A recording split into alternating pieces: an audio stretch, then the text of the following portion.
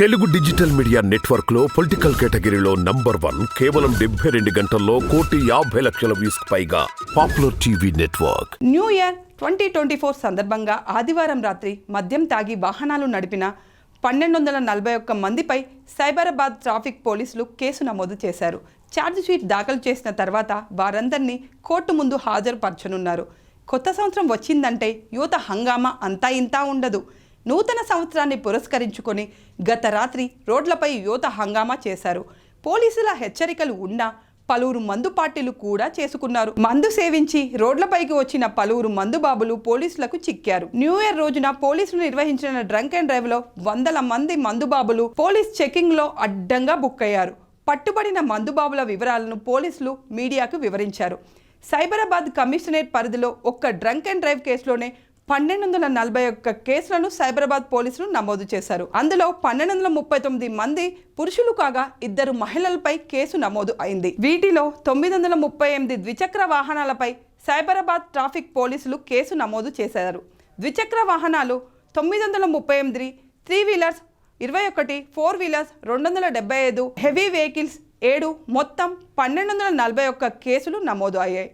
పట్టుబడిన వారిలో 18 నుంచి 25 సంవత్సరాల వయసున్న వారు 382 మంది ఉన్నారు. 26 సంవత్సరాల నుంచి 35 వయసున్న వారు 536 మంది ఉన్నారు. సైబరాబాద్ కమిషనర్ పరిధిలో ఎక్కువగా మియాపూర్లో 253 కేసులు నమోదు కావడం విశేషం. అయితే డ్రగ్స్ కిట్తో టెస్టులు చేసినప్పటికీ ఎలాంటి కేసులు నమోదు కాలేదు.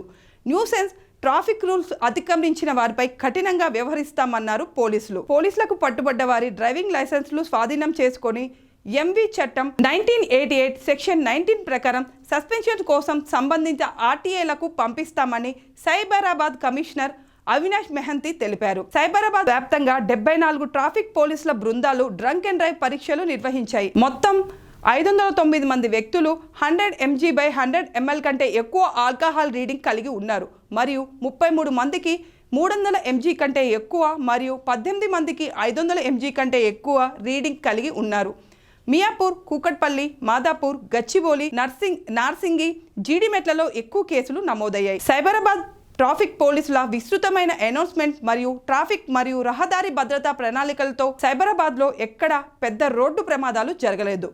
రోడ్లపై భద్రత కల్పించడంలో పోలీసులకు సహకరించినందుకు పౌరులకు మెహంతి ధన్యవాదాలు తెలిపారు.